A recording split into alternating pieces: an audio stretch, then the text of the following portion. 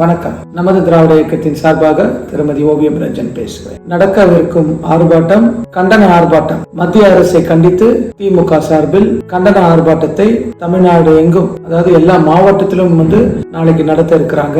இந்த ஆர்ப்பாட்டம் மத்திய அரசை கண்டிச்சு நடக்கின்றது. இது எப்படின்னா, தமிழ்நாட்டுக்கு ஒரு பெரிய ஓரவஞ்சனை மாதிரி, தமிழ்நாட்டை மட்டும் புறக்கணிப்பது போல.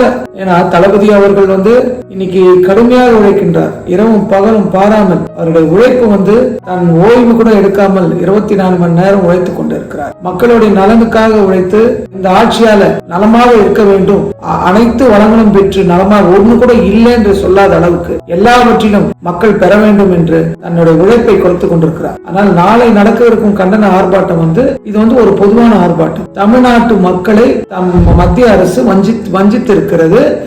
ஏன் இந்த ஓரவஞ்சனை, ஏன் இந்த வஞ்சனை?